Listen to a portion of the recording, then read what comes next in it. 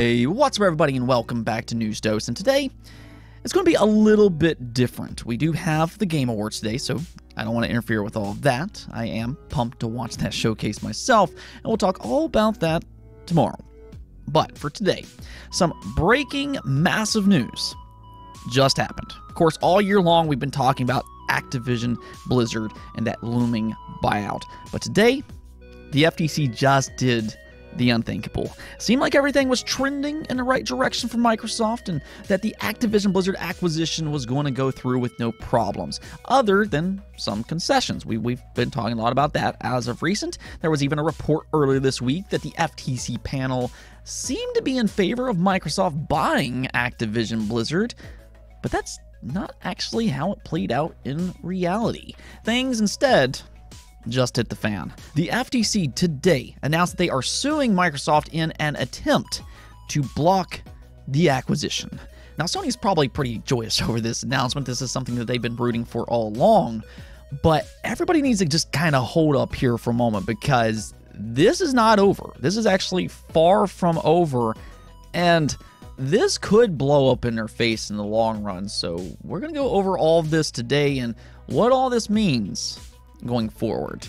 First, though, let's just kind of go ahead and take a look over here at the FTC's official statement and why they decided to try and block the acquisition. It says, the FTC seeks to block Microsoft's acquisition of Activision Blizzard. Agency alleges that maker of Xbox would gain control of top video game franchises, enabling it to harm competition in high-performance gaming consoles and subscription services by denying or degrading rivals access to its popular content. Now, they later on go on to say that Microsoft has already shown that it can and will withhold content from its gaming rivals. Today, we seek to stop Microsoft from gaining control over a leading independent gaming studio and using it to harm competition in multiple dynamic and fast-growing gaming markets. Now, that is a loaded statement, and it is interesting that one of their key arguments is about subscriptions and fast-growing gaming markets. We'll get into that in a little bit. The big question here is whether or not any of this holds any merit. We have talked about this possibility before. If the FTC decides to take this acquisition to court, which they're now doing, they'll now have to prove in a court of law that this could, in their words, damage competition, which is a very interesting direction to take considering Sony's dominant lead in the game industry, not just for the PlayStation 5, but for nearly 3 decades. Microsoft is a big company, and that's what the FTC sees. But when it comes to gaming, might be a little bit of a different story there. You can't simply punish Microsoft because they're a big tech company. You do have to kind of look at the context here, but nonetheless, Microsoft, quite frankly, has a great case in the situation, as a lot of the concerns brought forth does have holes in them. If we want to talk about exclusivity, Microsoft can easily point to Sony's own exclusive games, which have been quite successful, and how they've also acquired studios. They can easily also point to Sony buying third-party games like Final Fantasy VII. You have Street Fighter, and the list goes on and on. Exclusives in the game industry, it's not a new thing. Now, if we want to talk about competition, again, Xbox is in third place in terms of the console market. If we want to talk about consumers and whether or not it affects them negatively, it seems like the primary focal point remains on Call of Duty, and as we saw yesterday, Microsoft did sign a 10-year contract with Nintendo. It can very easily be argued that that is good for gamers. They also attempted to sign a contract with Sony, and they also offered Valve a deal as well. So they did offer concessions, and they have remained committed in bringing Call of Duty to more platforms and not less. That is an extraordinary point to bring up in court, and as long as that stays true, it would be incredibly difficult to argue that that's not better for gamers. Again, they are bringing Call of Duty to more gamers, not less. That's kind of been the whole point all along. See, the problem with what the FTC is doing is that they're aggressively trying to make an example out of these big tech mergers, regardless if it coincides with the law or not, regardless if they have a good case or not. And it does seem like when it comes to most people and most analysts, they do seem to believe that Microsoft has a good case that can easily hold up in court. This is why under Lina Khan's leadership, the FTC has lost several cases in court. They continuously try to make an example of these big tech companies, and they keep failing. This is also one of the reasons it was believed that they would take Microsoft's concessions and call it a day. everybody would have won under that situation. Microsoft would have completed the buyout in a timely manner, which is what they want, while the FTC could go on bragging about getting concessions. But nope, instead, the FTC, they chose violence. They are instead out to make a point.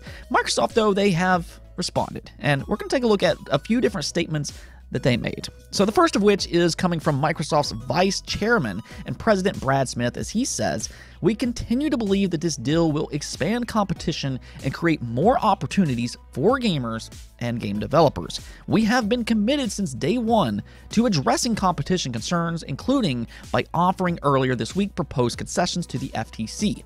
While we believed, past tense, while we believed in giving peace a chance, we have complete confidence in our case and welcome the opportunity to present our case in court." So Microsoft is going to fight against this. And that last line about giving peace a chance is incredibly intriguing. And let me explain why. See, this could actually blow up in a major way for both the FTC and Sony if they indeed lose in court. The reason I say that is because if they would have accepted the concessions, Microsoft would have been obligated to support PlayStation consoles for 10 years. But that's now out the door. If Microsoft wins in court, they're not obligated to do anything after that. And let me tell you, if that does actually happen, suddenly that 10-year contract is looking pretty nice. That sounds a lot better than zero guarantees for PlayStation. Now, personally, if you're asking me, in my own opinion, I believe that Microsoft will still support PlayStation with Call of Duty, and I think that this is something that they're going to bring up in court. I believe that they have every desire to release that on PlayStation, regardless of a concession or not. But I mean, it also kind of depends on how angry they are over the situation. I mean, I'm positive that they're probably just so fed up with Sony's behavior over this entire situation. Sony, in a lot of ways, could be burning bridges here, not just with Microsoft, but also with Activision Blizzard. Activision Blizzard wants to be acquired, and I'm sure they're not thrilled with Sony's reactions to this entire situation either. I mean, it's a business at the end of the day, and these companies are always going to do what's best for the business, but Sony, at the very least, they are going to damage their relationship with these companies going forward. Microsoft, they tried to play nice guy, and that didn't work. So technically, they could completely pull the rug from underneath Sony if that's something that they wanted to do. You also have to keep in mind other franchises, not just Call of Duty. Yes, that's kind of been the big focal point, but suddenly it would become a lot more doubtful that franchises like Crash Bandicoot, Spyro the Dragon, StarCraft, World of Warcraft, or all these other games, etc., appears on PlayStation consoles ever again if Microsoft wins in court, because they're no longer forced to play the nice guy. I mean, if you think about it, I could see a situation where Microsoft keeps Call of Duty multi-platform. That's what they've continuously said. But then they could also keep Crash Bandicoot 5 exclusive to Xbox. So while the big story here is Microsoft is being sued, this is actually a risky move for Sony and the FTC, and even more so considering Microsoft actually has a case. I mean, as I've already mentioned, the FTC under Lena Khan's leadership has already lost several cases. She doesn't exactly have a great track record here.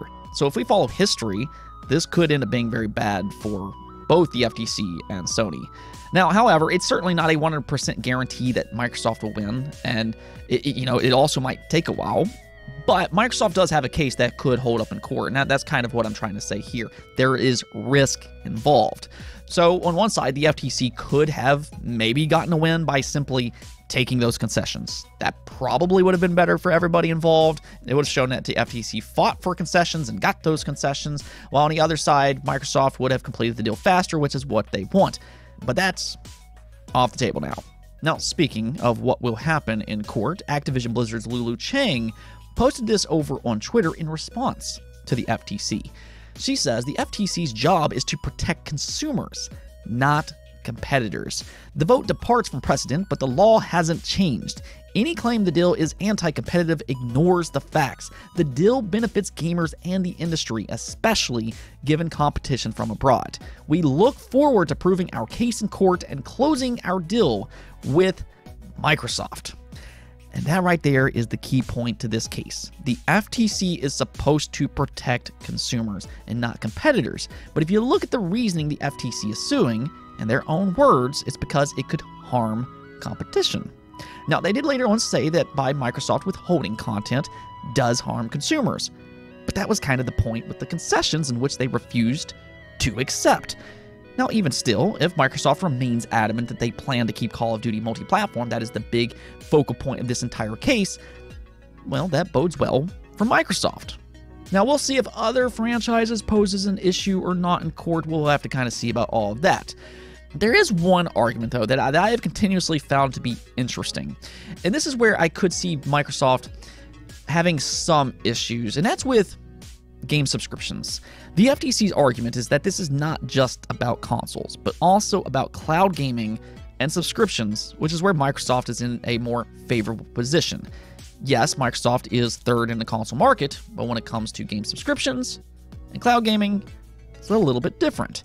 Now, there are things Microsoft can fight back with this, though. We've seen them do this already, and they have pointed out that Sony's lack of a true Game Pass competitor is not because they can't make a competitor, but rather it's because Sony just doesn't try. They're not truly committed to it.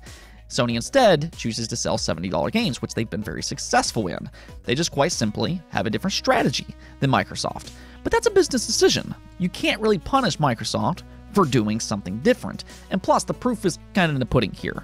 Game Pass offers consumers more options, which is good for consumers.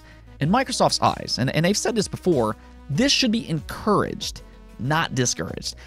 And I think that that's a very good point here. Again, if we're going to make this about consumers, the addition of Game Pass is a very, very good thing. They can also show that PlayStation Plus technically has more subscribers by including all their tiers. Very similar things can be said about cloud gaming as well. Microsoft is pushing more into the cloud-based market in terms of gaming, but it's open game for anybody. Microsoft does not have a dominant lead when it comes to cloud gaming, as it's still in its infancy stage, and the mass market has not bought into cloud gaming up to this point. Yeah, I would say that the FTC is trying to extend their reach a little too much when it comes to cloud gaming. Now, with all that said, though, I mean, this is certainly not good news for Microsoft, and I don't want to make it sound like that, as they wanted to get this buyout done as fast as possible. But I don't really look at this news as good for PlayStation either. Yes, it delays the acquisition, but it doesn't necessarily stop it.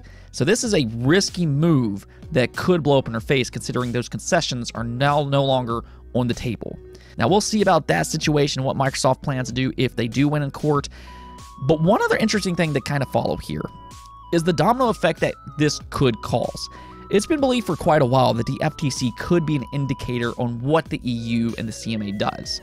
So we could maybe possibly see a similar thing happen in those markets as well. So we'll kind of monitor that situation as well. It could get ugly over there. But what you all need to know for the time being is that this is far from over. I was hoping that we could be done with these Activision Blizzard topics soon. I mean, we've talked a lot about this stuff, but yeah, things are about ready to get even more chaotic. Let me know what you all think about all this, though. Do you think Microsoft will win in court? Or instead, are you on Team FTC? Do you think they will win? I look at Microsoft's case, and I just think to myself, yeah, they do have a pretty good case. So I think that this might have delayed the inevitable rather than just flat out stopped it. We'll see if I'm right or wrong about this in the long run, but let me know what you all think in the comments below. With that said, though, like I said, this is a little bit of a different episode, so that is it. But I'll see you all tomorrow, and we'll talk all about the Game Awards. As always, though, if you enjoyed the video, make sure to hit that bell notification and subscribe button for more content just like this. Also, if you'd like to support the channel through Patreon, thank you for making this content possible. Peace out.